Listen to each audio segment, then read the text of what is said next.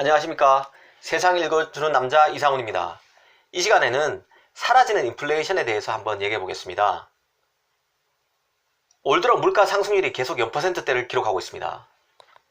근원 물가 지수라고도 있는데요. 이거 식료품, 그러니까 먹는 거죠. 먹는 거하고 에너지, 전기값 같은 것들요. 에너지 제외한 지수도, 제외 지수가 바로 근원 물가 지수인데요. 이 근원 물가도 지속적으로 하락해서 4월 달에 0.7%대를 기록했습니다. 그래서 현대경제원은 최근 보고서를 냈는데요. 준 디플레이션이 우려된다는 보고서까지 냈습니다.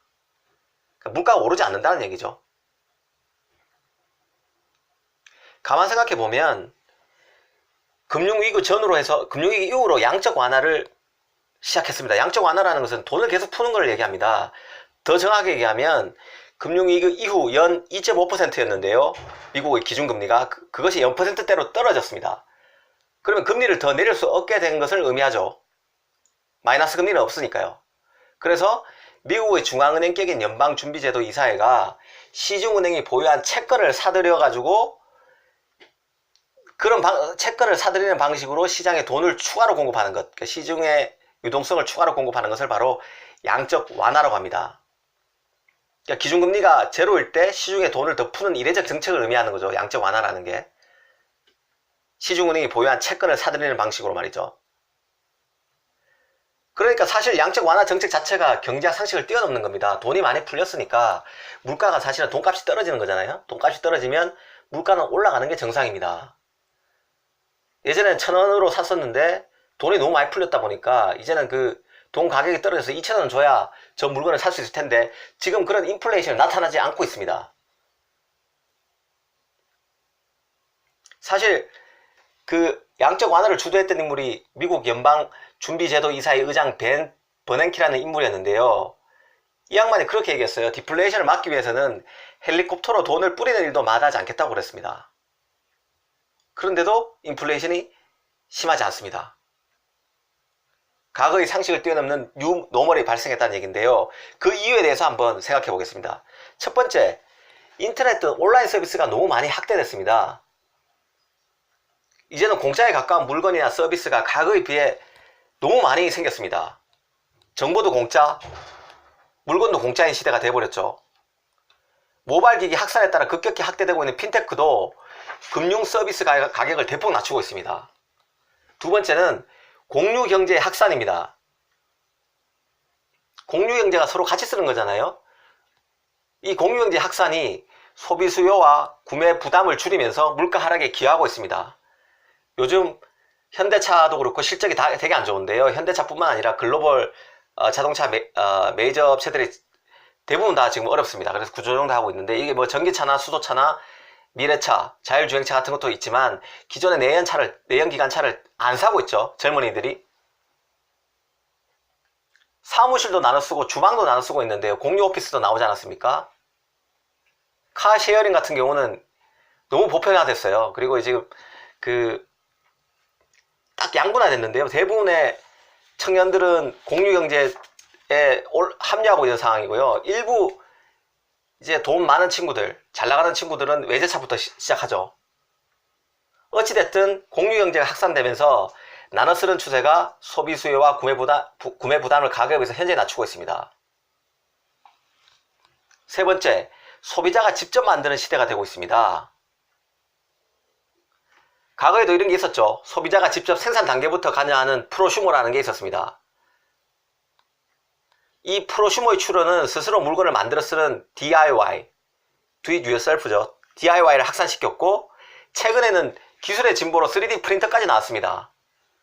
지금 3D 프린터가 보편화되지는 않는데요. 이게 만약에 나중에 생활용품으로 이런 품목까지 가세하게 되면 머지않아 웬만한 생활용품은 물론이고 식품까지도 자가 제조하는 시대가 될 수 있습니다. 어찌됐든 간에 지금 예전에는 기업이 주도한 대량 생산의 시대가 개별 소비자들이 직접 생산에 참여하는 대중생산 시대로 넘어가고 있는 상황입니다. 그러다 보니까 물가도 생각보다 오르지 않습니다. 그리고 4차 산업혁명에 올라탄 생산기술의 혁신도 한 원인입니다. 경제학 용어 중에 한계 비용이라고 있습니다. 마지널 코스트라고 하는데요. 이 한계 비용이 급격히 떨어지고 있습니다. 일단 한계 비용의 정의부터 한번 내려보죠. 한계 비용은 제아나 서비스의 한 단위를 추가로 생산할 때 필요한 총 비용의 증가분입니다. 그런데 이 한계 비용이 생산 기술이나 방식이 바뀌면서 가파르게 하락하고 있는 상황입니다. 한계 비용이 제로에 이르면 시장 가격이 오를 이유가 사라지는 거죠. 그래서 제러미 리프킨 같은 학자는 한계 비용 제로 사회라는 책도 썼습니다. The Zero Marginal Cost Society라는 책인데요. 이 책을 통해서 새로운 경제 질서가 새롭게 형성되고 있다고 말하기까지 했습니다.